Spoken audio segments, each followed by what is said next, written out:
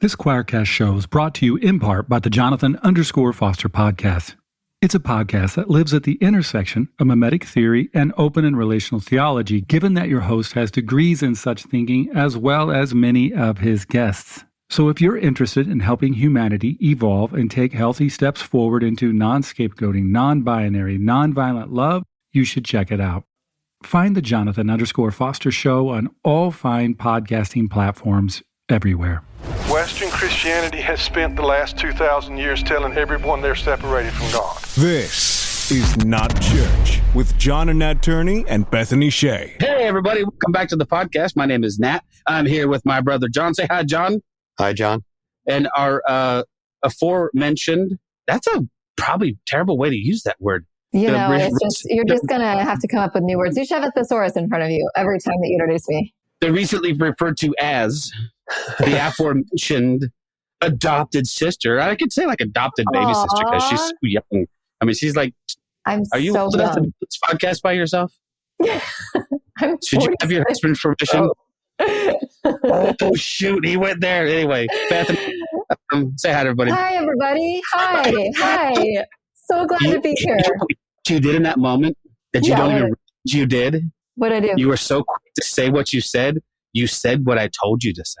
Hi, everybody. Before you said hi, everybody. I'm like, it had to be accidental, or you wouldn't do it, and it wasn't planned. No, it was very accidental. I'm a very rebellious person. This episode gets an asterisk by it. It's the moment where Bethany became compliant. Yes. Yes. Oh my gosh. Compliant is not who I am. Oh, that's one of my least favorite words, compliant. I definitely have a gentle and quiet spirit, but I will push through all the envelopes and try to make waves everywhere I go in my gentle and quietness. Just like a sweet girl who does little things like that. That's how I live. They're the ones who are the most dangerous though. Yeah, totally. Watch the hell out. You never see it coming. You never see it coming. It's like, oh, I thought she was so sweet. And then she like took my legs out from under me and like, all right. Well, this is why you're here. You keep us on our toes and lend us a whole bunch of gravitas. So we appreciate you being here for that. As always, though, we're here with the podcast. We call This Is Not Church because if it was church, you might not even made it this far. I mean, you might have turned this podcast on and went, oh, it's just not what I expected. It gets better. Please stay. It gets better. I will talk less and our guests will talk more and then you'll know why you're here. So, but anyway, we're here with our guest who is Dannika. She is the author. The author? Well, she's an author. She might be the author. She's certainly the author of this book we're talking about. She's an author, artist, and former teacher. She's passionate about, she's a passionate creative who helps others discover their own inner creativity and live with their best lives. Good Lord, I'm screwing this up left and right. Live with their best lives? All right, I'm going to slow down. Deep breaths. This is why I no longer read the nightly news. Okay, I never did read the nightly news, but... Okay. Read the nightly news. You know, this evening, news at 11. By the way, she wholeheartedly believes that everyone is an artist of some kind and that everyone has a story to tell. Her goal is to help draw out that artist within and bring those stories to life. We're here to talk about her book, which is called, I don't know. Where did that one go? What's the name of your book, Dannika? I'm so sorry. You're good. It's Everly and the Little Red Door. Everly and I do have it on my phone, but I have to click it to see it. I didn't want to mess it up.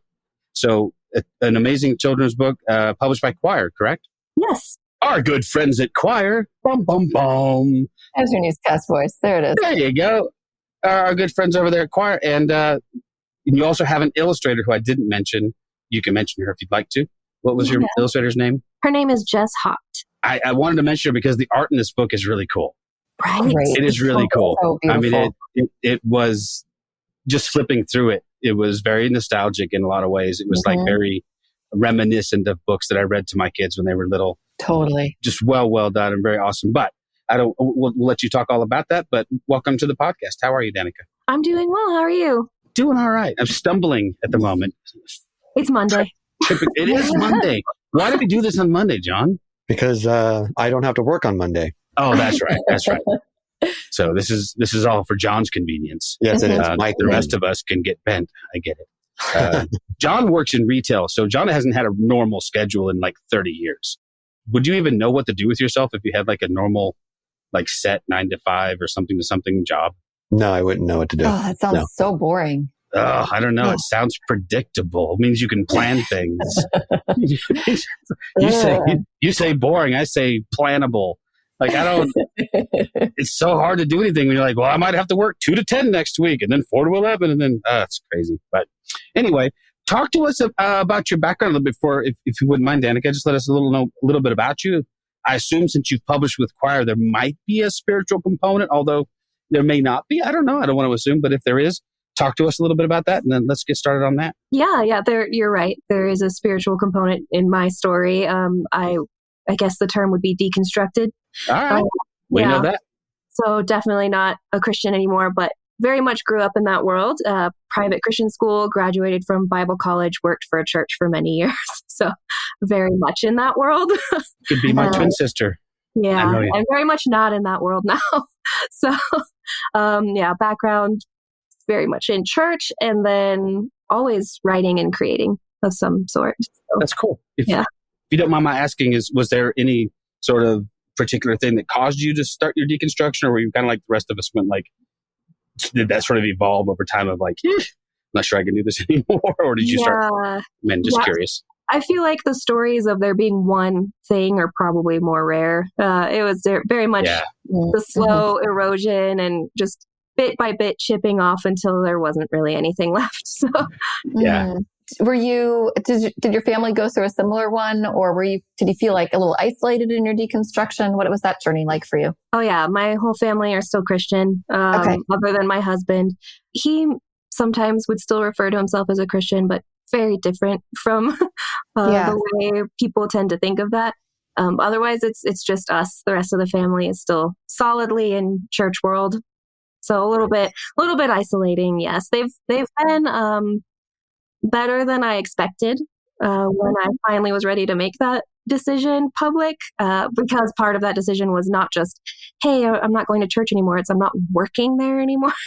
So kind of there wasn't really a private way to do that. I was working at the church they attend. So it was going to be apparent pretty quickly. So I was a little bit worried about that, but they handled it. Oh, okay. Yeah, that does tend to make the exit a little noisier, doesn't it? Yeah, I did a similar thing, and my deconstruction started while I was still on staff at a church. And I tell people all the time, that's not the best place to do this. Especially when you're, I don't know what you did at your church. I was a worship leader and an associate pastor, and I'm like, I'm a pretty visible part of this thing. So all of a sudden I'm having to be like careful about what I say. And then that began, I don't know, did you experience something like that where you're like, okay, I'm having these, these doubts are starting to creep in, but I don't know to whom I can express them, because not safe to say that to just anybody, right? Correct. I did have one friend on staff that I knew was a safe person to talk to, and that is something I will forever be grateful for. Now, he left around the same time I did, so that was part of why he was a safe person, but otherwise, very careful. I worked in a lot of different areas in our church, so I was quite visible. I was on camera. It was a large church, and so we had a lot of like video elements, and I was on camera a lot, and did a lot of the creative work there with video and social media, and also a lot with our women's group, and did a lot of speaking at those engagements and working with kids, which was also quite visible. So everywhere across the board, it was going to be noticeable when I was gone, and I needed to be very careful what I said at every turn. That was pretty tough. For a while, I thought it was going to be safer. The culture of this church started a little bit differently than where it ended up. And so I thought it was going to be okay to express some of these things. And I think initially it might have been. But part of my deconstruction was also my realization that I was queer. And that was definitely not safe. The moment I was ready to start telling people about it, our church handed out a form to all of our staff to sign, saying that we would not disagree with the church's stance on homosexuality, even in private conversation. Wow. And we all were required to sign it. Wow. And that was a big change, because before they had told us it's okay if you tell people you disagree in private conversation, just publicly, this is our church stance, but here's what I believe. And they said, staff can't say that anymore. And I was like, well, this is going to be a problem for me. So Wow. Yeah, that's sadly, it's reminiscent of when I was actually leaving my church to plant another church. That was part of my last ditch effort. I've said a bunch of times was, okay, I can't do this anymore, but maybe I'll try. I gave it one more shot on my own. And the pastor / good friend who had licensed me to ministry, a few years before, was going to yank that license and he asked me, because well, I don't know. I'm not sure. Would you be performing any gay marriages at your church? And I'm like, probably. He's like, oh, I don't know what you want me to say. Yank the license. I don't need it. It's fine. But yeah, this sort of regulation of thought was starting to creep in. And don't get me wrong, I don't like the limiting of speech, but I understand if I'm a representative of that church that I ought not to be out there making noise that would cause. Right. I get that to a point. I understand. Yeah. But to start telling people, and also when you're at home and you're talking to your spouse, please don't also express these feelings. Because that's nuts. Yeah, I'm so sorry that you went through that. That had to be. I know you're smiling and chuckling, but I guarantee that I don't guarantee. I would very much guess that was painful. Yes, it was long enough ago now that I can look back and just laugh at how absurd all of it was. Because there were so many things. But so many. At the time, it was really difficult. I mean, we had at the time probably a staff of like 35 or 40 maybe, trying to run this huge place. And probably about 15 to 20 of us left around the same time. So it was a pretty big exit. Wow. So I definitely wasn't the only one that had some problems with things going on. And I've been back to that church since because my parents still attend and they want me to come at Christmas and all that. And for a while I refused, but my mom plays piano and she's starting to lose function in her hands a little bit. So I want to go and see her play whenever she can. And she only does Christmas. So I go for a Christmas Eve. So I've seen some of the people and we're good. We've reached a point of healthy relationship and healing where I can walk in and can see everyone and totally fine. And you haven't burst into flame yet, which is nice. No, the first time I went back, it was a little bit like, okay, should I be here? Like, is this allowed? Lightning. A couple of years ago, my wife got invited to a Christmas party at our old church. And I don't know why she went, but she went. And I think maybe just morbid curiosity to see and she came back with like, nope, that was awful. Never doing that again. They were terrible. I'm like, okay, well, I guess we know where we stand with that group of folks. And the more you know. Yeah. Anyway, let's talk about this book. This is really, really cool. If you wouldn't mind, just the genesis of the story and kind of how it percolated in you would be a great place to kick off, I guess. Yeah. So kind of the inspiration is a little bit of a downer, but I promise I'll bring it up from there. We can handle downer. Don't worry. Yeah, let it be what it is. So my husband and I have dealt with infertility for many years, and we've had multiple miscarriages. And after one of our losses, we've named all of our kids that we've lost, and Everly was one of the kids that we miscarried. And when the idea came into my head for this book, I wanted to find a way to honor her. It was very close together. And so it kind of came from the place of what would this look like if we went into, because I didn't believe in heaven anymore.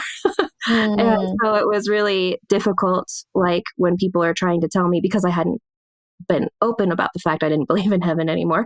So when people are like, well, you'll see her again someday. And I was like, well, and so just playing around with this idea of what could I think of as the afterlife that's not heaven, just for fun, like for myself when people say that, because I needed a separation. And so I was thinking of like Neverland and Peter Pan and all that. And I was like, I could probably write a story that's not at all about a kid dying and just a different world. It would be really fun to write about another world with a little kid walking through some door and finding some other place to exist. And that's, I think, something we can all identify with wanting at some point. So I decided I would go ahead and write that story. Then I would use my daughter as the main character. So the origin, a little bit sad, but it developed from there because I was a teacher for many years. And I was a teacher of small children. And when you read children's books, if they like it, you are going to read that book 100,000 times. Mm-hmm. And I didn't want someone to pick up my book, read it 100,000 times, and be bored. So I wanted a book that kids and adults would get something out of, that they would enjoy. And one of my big goals in life is to inspire other people. Kind of one of my main phrases that I say is I want to inhale wonder and exhale inspiration. So I decided it needed to have something that could inspire kids and the adults reading the book to them. And so that's where I came into these traits that I wanted to talk about, basically letting life be an adventure. So throughout the story, there's this recurring theme and phrasing of being a wanderer, wanderer, explorer, imaginer, dreamer, believer, and good story gatherer. It was kind of also my little you can have power without being a Christian kind of a jab, but kids can explore and question and be curious about things without getting in trouble and, things like that. So I wanted that in there. And then kind of the rounding message at the end is basically that you are actually the one that holds the power, that what makes the door magic is you. And doors in this scenario are kind of like opportunities, choosing to walk through. So there's something to get each time you read the book, both in the words and in the art that you talked about with Jess. It's very detailed, so you can always find something new. So yeah, that's kind of where it all came from. That's very cool. I love it. I love it. I'm a local pastor, and we just starting a new children's curriculum, which I'd never heard of, called Godly Play. It's a Montessori curriculum where it's basically you're just presenting stories from the place of wonder, but the whole story is based upon questions for these kids to then discover what the story means for them in that moment. Instead of telling them these are the 5 principles you need to know about this story, it's more how do we be curious with these stories and see what they can teach us in our curiosity. Absolutely. And I felt like that was so true. Yeah, that was so good in your book. It was just allowing, for myself reading it, I was just oh, well, this is the opportunities to imagine new paths forward are endless. And a kid could really come back to it, and an adult over and over again, and dream up their new worlds and their new possibilities. And so I love that. One of the things that you said in your bio, it says that you have this inner creativity that you like to foster for other people, for them to discover their inner creativity. Is that kind of the hope with this book in some ways, that people will discover their own inner creativity? Yeah, it's kind of both. I want them to discover their own inner creativity, but also recognize that creativity does not necessarily mean painting or drawing or, it is not the traditional sense that everyone is creative. And so that can look like being someone that builds things, that imagines really well, someone that just asks a lot of questions and learns. That is a form of creativity. And just each of these traits, being an explorer is a form of creativity. So empowering people to figure out the traits that they hold within themselves, that they find make life not just something that you survive, but live, and make it more worthwhile, and how to foster that and inspire them to let that grow more and create the lens that they're going to view life through. Is that something that just came naturally to you? Is it something that you remember experiencing as a child, or was it fostered through your adulthood? How did you discover that in yourself? I think it's always been there a little bit for me.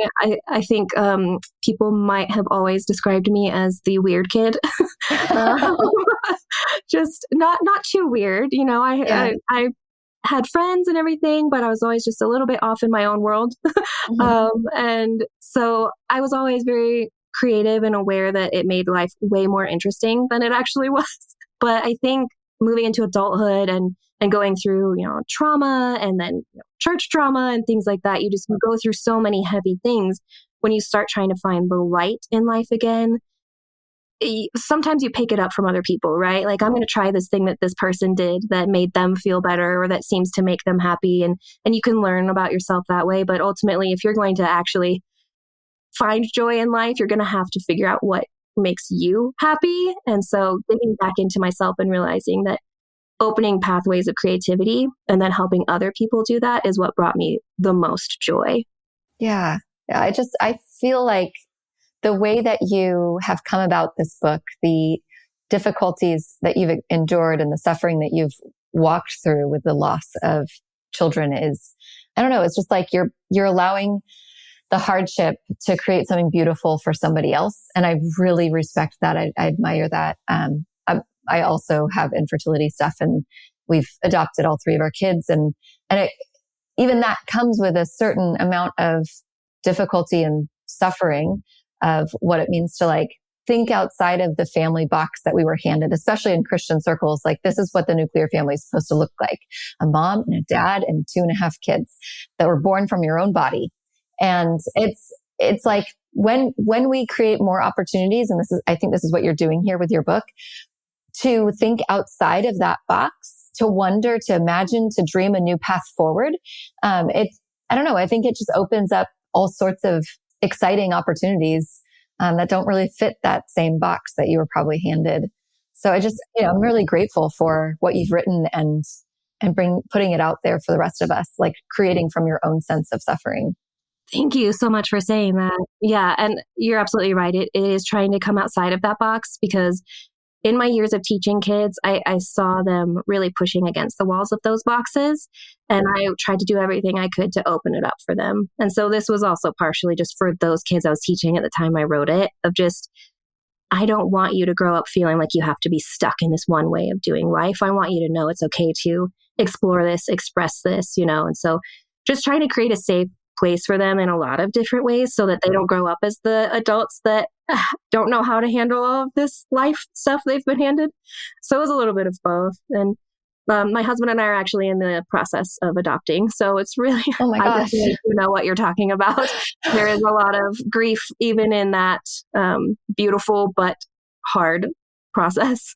Oh yeah. The whole thing is totally based on loss, with like the loss of being able to conceive a child, the loss of that child with their family of origin, and the loss of the bio family to that child. Like, adoption is really beautiful, but it is it's heartbreak. That's really truly what it is. And so to step into that willingly, it's like, yeah, I mean, I'm so grateful that I was able to do that my husband and I were able to adopt our kids and become foster parents. But it is like, it's an outside of the box way of doing family. And not everybody can receive that, where they're like, oh, what's wrong with your fucked up family? And I'm like, we came together a little in a difficult way. So we're figuring it out as we go.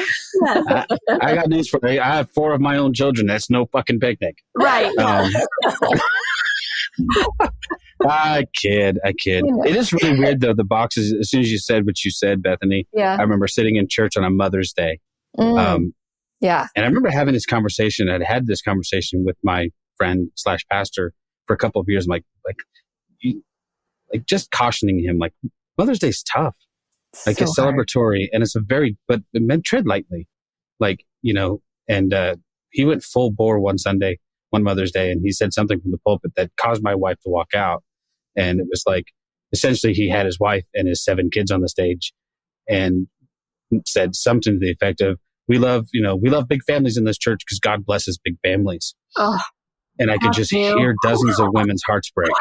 Yeah. Like, what a cruel thing to say. No, that's what a cruel thing to say. Like that. What an insensitive, absolutely tone deaf thing to say when you know for a fact, because you've probably counseled some of these women who are in your church who are dealing with fertility issues or loss of children or estrangement from children or like any number of issues. There's half your congregation probably cannot relate to what you just said. And now you've sort of set yourself up as this model family, right? And said the rest of them are not as good. I'm like, you didn't have to do that. No. Like, there was an opportunity to say something poignant and something profound and actually talk to women and men who are dealing with loss. And that was, I don't know if that was the beginning of the end for us. My wife got up and walked out the door. She's like, that was, and we haven't dealt with that issue as nearly as much as a lot of people have, but her heart was still crushed by that.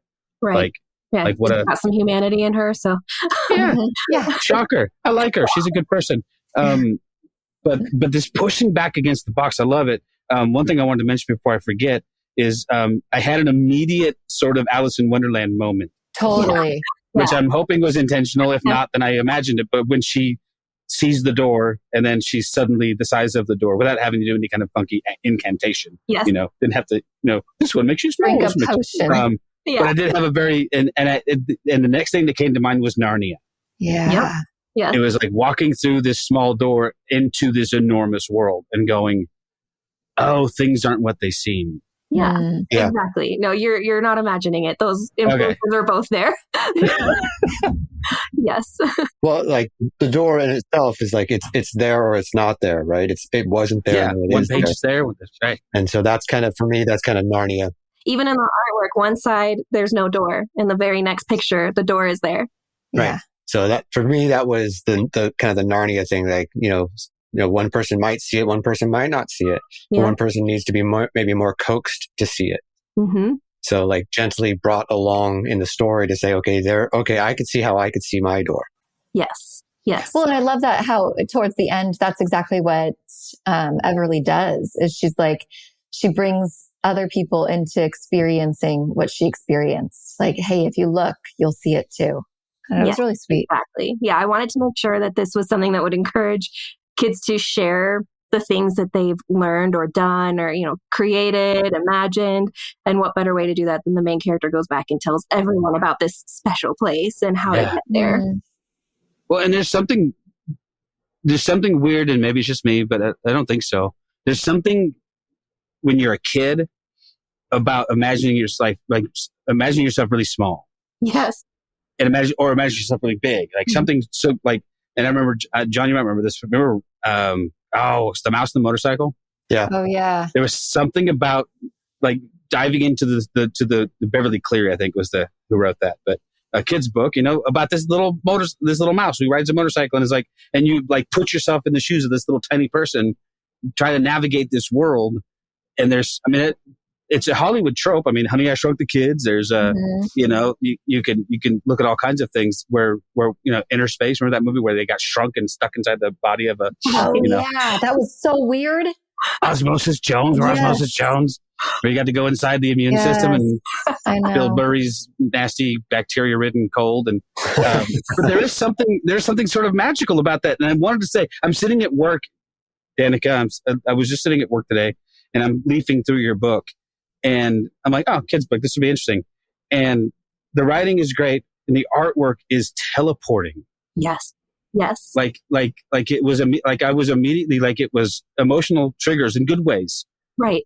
One after the other, like, oh, this is reminding me of some of the best like kids books I read when I was that we went back to, like you said, dozens and dozens and dozens of times, or the ones I read to my own kids that they that they wanted read over and over and over again. It was as much the artwork as the words. It was as much evoking some emotion and helping them tap into things that they didn't know how to put words to.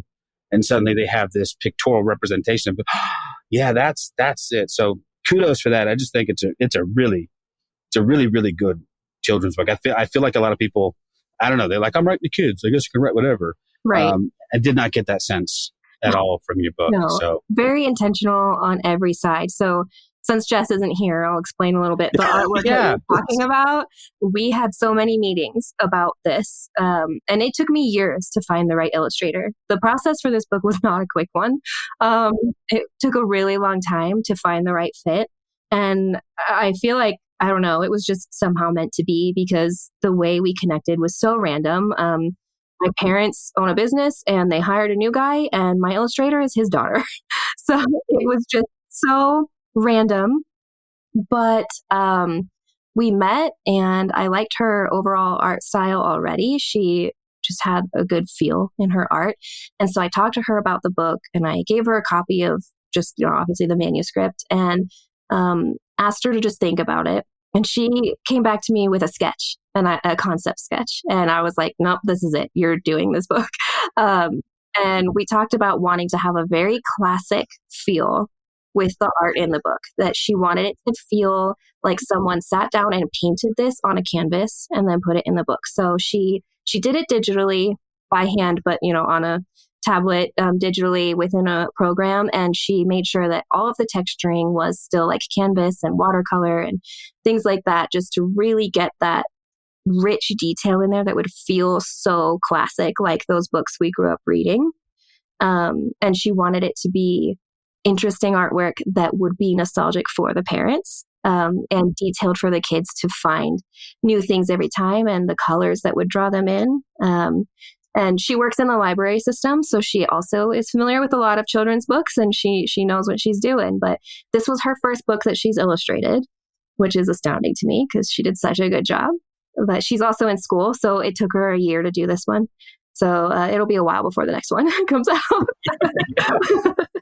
Well, I would say mission accomplished on all of that, because the artwork is that is like what you said, nostalgic is immediately what the whole time I'm thinking, this is just so reminiscent of some of the very best children's books I read as a kid, or read to my kids, or now I'm reading to my grandkids, and because the art is so well done, and because the writing is so evocative, it does that thing that's difficult, I think, and it doesn't talk down to kids. It presents them something adult, like, hey, this is not just dumbed down for you kids, and it's presented in a way that respects their intelligence and their sensibilities, I think, in a very cool way. So I just, at this point, I don't have a question. I'm just gushing over how much I like this book, and I'm going to order like a couple different copies for my grandkids. Oh, I would love that. Yeah. Oh, I'm. They always want me to read. I don't want to have to keep reading the same silly ones. So this will be good. Well, thank you for saying that, because it's something I feel very strongly about, is not talking down to children. I think adults tend to forget that children are people. Yeah. They deserve our respect. And they're almost like adults, but smaller. They're just little. We can just talk to them. Yeah. They can handle quite a bit more than I think a lot of adults think they can handle. Agreed. We just need to kind of show them how you navigate some of this stuff. So yeah, I'm not going to talk down to them, just going to show them how you do it. John and I grew up in a very literary household. Yeah, we did. Yeah. Our father is a writer.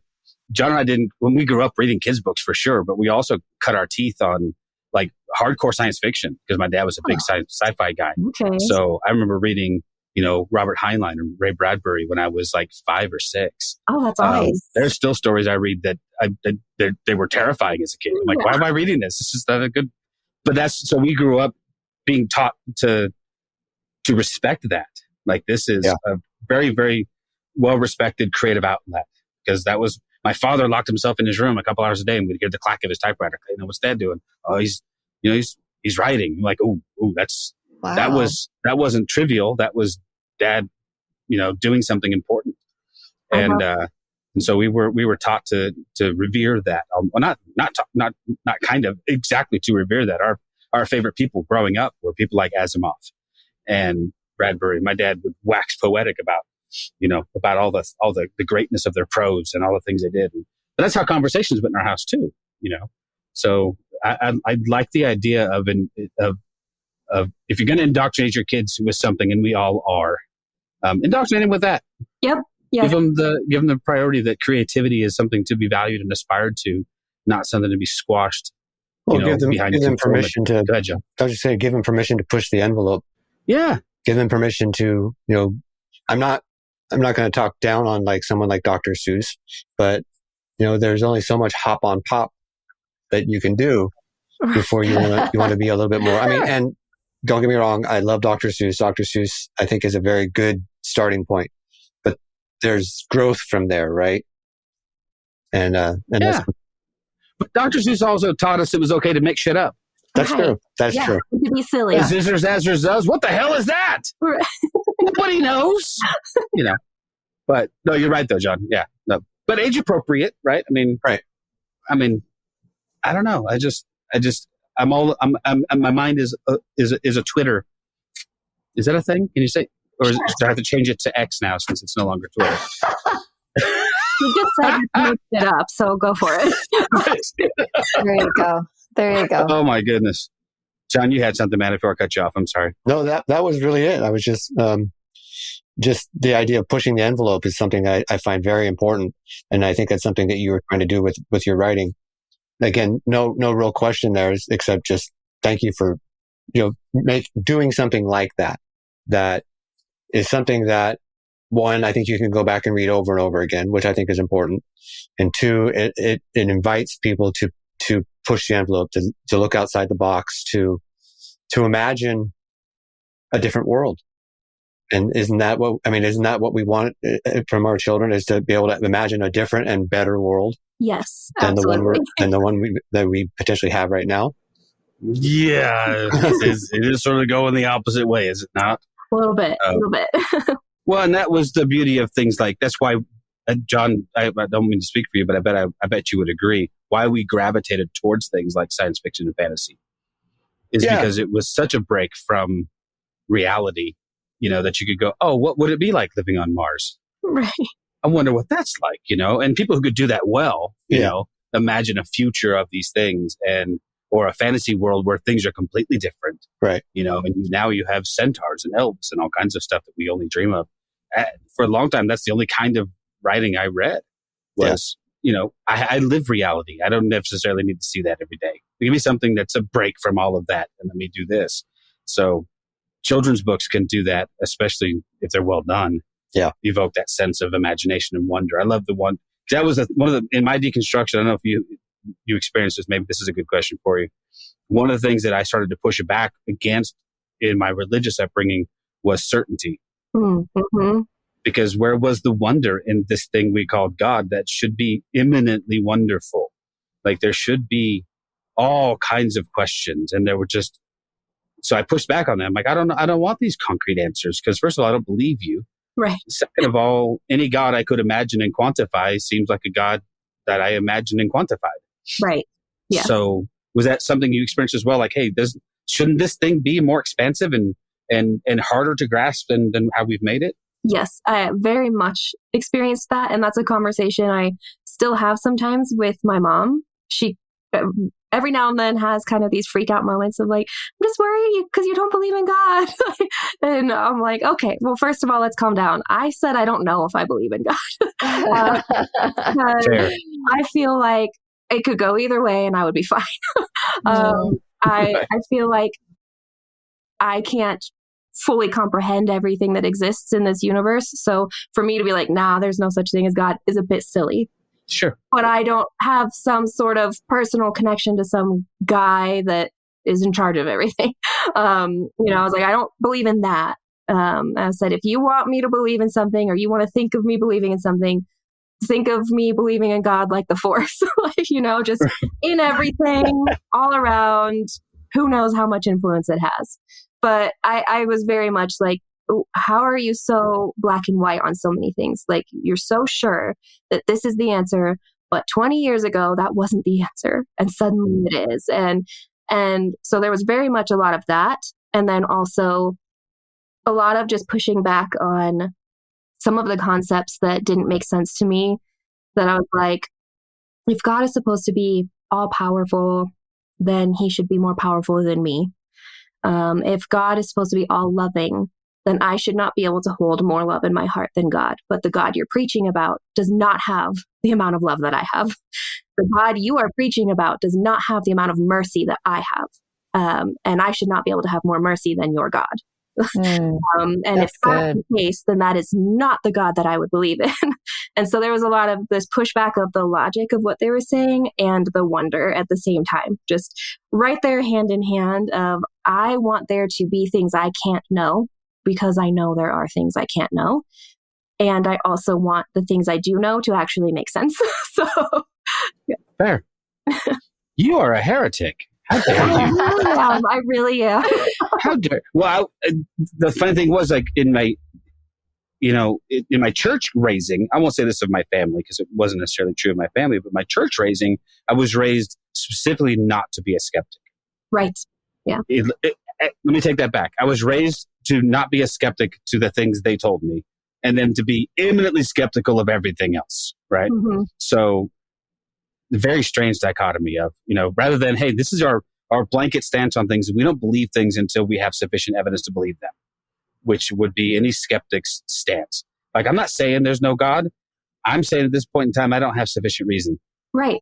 There's no warrant for this belief. So I'm just going to hold it in abeyance for the moment and say, I'll function as though it doesn't. And if at some point it deigns to present itself, Yep. then I'll deal with that information when it comes. Exactly. But so that to me is, so I started out with this, first of all, this really strange definition of atheism, which is, no, God's not real, which I know very few, if any, atheists who take that stand. It's mostly more of an agnostic, Yeah. It's a lack of belief. It's not a belief one way or the other. It's just like, hey, you so far have not, and what you said earlier about the contradictory or the things that don't make sense. Well, I can't buy that. I was exactly like you. I love my kids more than this God seems to love my kids. Yes. And I'm not even convinced I love them enough. Right. But I love them. I mean that sincerely. I fail and I miss the boat on many times, and I'm not as patient as I should be, or I'm not as, I feel like a failure as a parent way more than I ever did as a success. And I still feel like I love them more than the God that I was preached to, that God ever did, or loved other people's kids, or loved gay kids, or loved, whatever whatever box you want to fill in. And so those, just like you, that box they kept trying to put me in got smaller and smaller and smaller and smaller. And the God they kept trying for me to understand and accept got smaller and smaller, and quite frankly, more boring. Yes. That's the word that I kept thinking about. It's just that word boring. It's just so boring. Like when people come to our church and they're like, oh, we don't want to go back because you didn't say this, that, or the other. And I'm like, it's already been said. Why do I have to say it too? I want you to be blown away by the wonder of creation and the divine and what love could actually be and look like. And the last thing I want to do is just tell you the same thing that you want to hear. Jesus is Lord. Okay. Sure. Great. Let's keep going. Yeah. Right. Yeah. Tell me why that matters in my life. Yeah. What I thought was funny was, the Bible is full of these things that tell us things like the kingdom of God is within you, right? Right. And then if I said something, let me take that and say, hey, all the power you need is within you. They go, New Age. Exactly. Like, how dare you tell people they're empowered from within? No, your book told me that. Yeah. Your book said, look inward, that the power of the kingdom of God, whatever that is stop looking out here for external verification and validation. Everything you need is inside you because the kingdom of God is inside you. And then when I say it, I'm told I'm a lunatic, because they only want me to rely on the external because that's the things they can provide and therefore the things that they can control. I have had one complaint about the book ending by saying that what makes the door magic is you. Ooh, how dare you? The empowering of children, I will not abide. Right. Yeah. I guess that's a 1-star review if you get one that you can go, fuck it, I earned that one. Yeah. That's okay. I didn't even leave a review, so it's like not even out there for the world. They just told me, and I was like, okay. No, please, more reviews like that, because I think most people would read those and go, all right, I need to read this book. Yeah, tell them to post it. If this is tweaking, I can't remember who it was. Oh, do you know who David Hayward is? Yeah, he endorsed the book. Oh, he's such a good dude. Yeah, we like him a lot. And I don't know if he does this anymore, but for a while he was making Instagram posts of all the nasty notes he would get and all the bad comments he would get. And he'd be like, Chief, thanks for the great review, Jeremy. Yep. Turns out I am on a grease skid to hell and I'm leading people astray. That's amazing. It touched me deeply or something like that. He's a master of, him. So he's so good. We're way overdue to have him back on the podcast because we are. He's such a good dude. We felt like for a while we had too many Canadians on. We had to bump him from the show. There's like 6 Canadians in a row, man. Come on, man. It's like there's other countries. Although I am thinking of emigrating. Yeah. I think that might be a good idea. But no, that's such a cool thing. I really feel like our stories have a lot of parallels, Dannika. And probably that we're not that unique. I mean, that there's probably lots of deconstructing people who've done so for those reasons, and we'll find, if not overtly, at least implied in the page of your book, some permission to do so, and say, hey, this is a gentle, I think a very gentle jab at the status quo, or more of a nudge than a jab. Like, hey, there's better stuff. Why don't we go through this little door and see, what might be out there? It's really, really cool.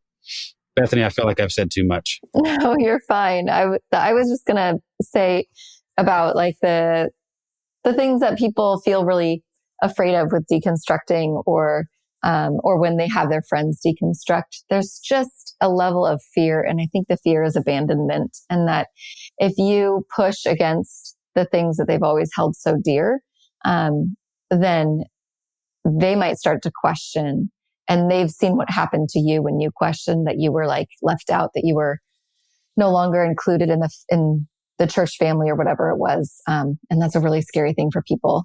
So I think, I don't know, I think that this book is just really helpful for people to recognize that there's nothing that they need to be afraid of, that there's so much more than the certainty that we were handed. Right. And the book still ends with community, because it's still Everly going back and not staying in that other world. She comes back and she tells everyone else about it so that they can go. And I think, you're absolutely right. People are so afraid of that abandonment that they end up doing the abandoning themselves, and before somebody else don't even can recognize it a lot of times.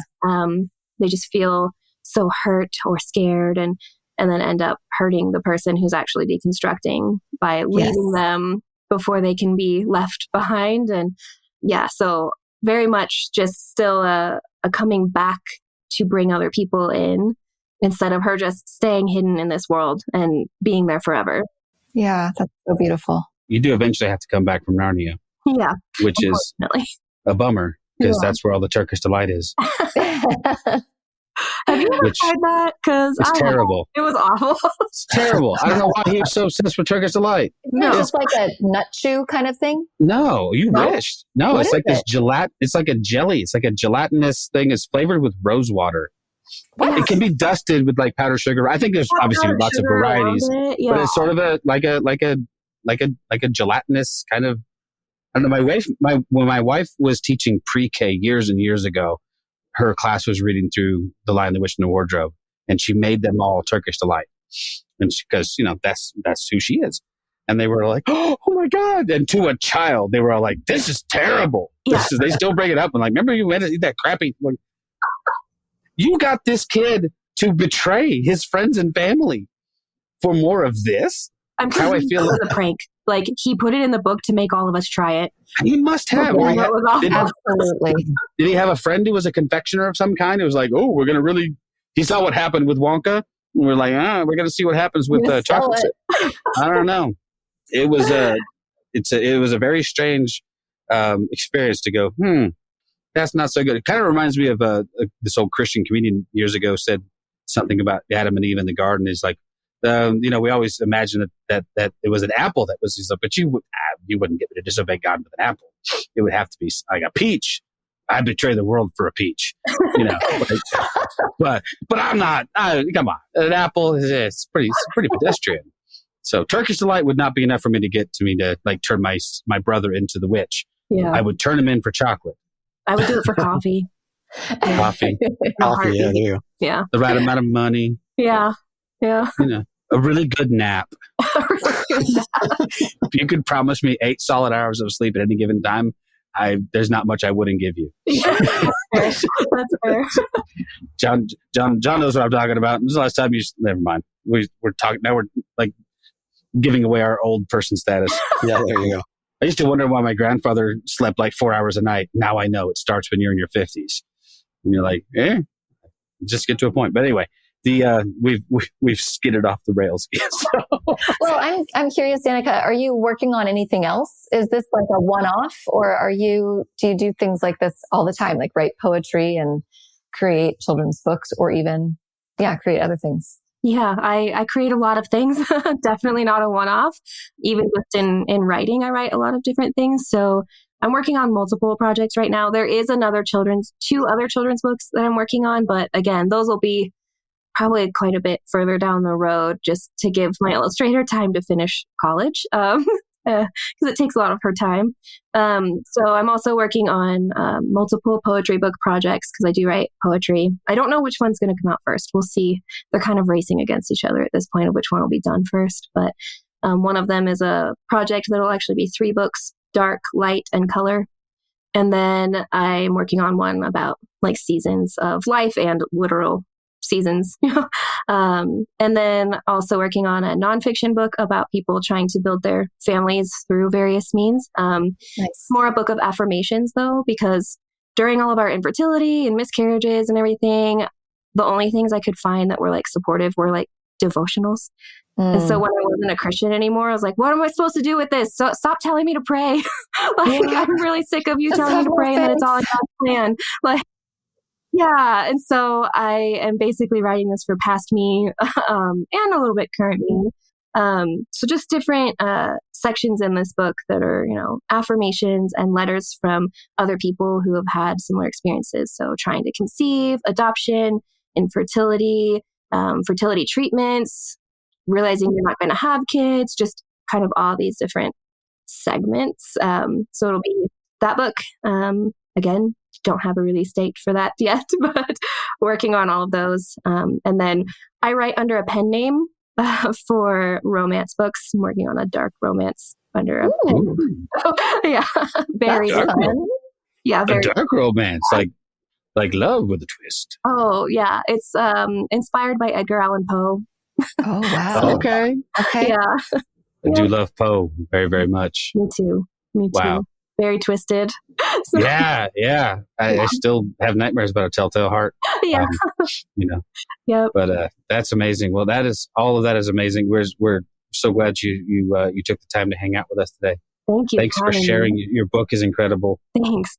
We will link to everything in the show notes. Make sure people go out and buy. This is something you need to buy. Christmas is coming, by the way. Yeah. Yeah. We may not be all of us big Christian believers anymore, but I sure as hell love Christmas. Me too. And gifts are fun. But if you got kids or grandkids, or hell, you just want something nostalgic to read for yourself, to kind of take you back to a little place of childlike wonder, I think it's awesome. I'm really impressed. But we encourage you to do that. John or Bethany, any parting shots before we say goodbye? Just to reiterate what you said, and just thank you for taking the time to talk with us. This has been an amazing conversation. Loved it all. Yeah. Do you ever post your work anywhere else? Any social media or on Substack or anything? Yeah. So probably primarily social media. Instagram, I'm Insta by Dannika Lauren. So DANNIKALAUREN. And then my website is DannikaLauren.com. Those are probably the two primary places. I'm on TikTok, but it's kind of going down the drain. So I know. Right? Yeah. Don't worry. Trump's going to fix it. No, yeah. Just like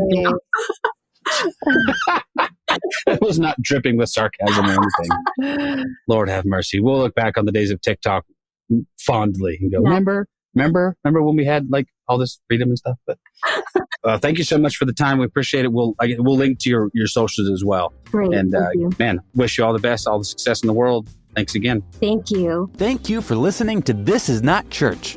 Be sure to rate and review the podcast on your platform of choice.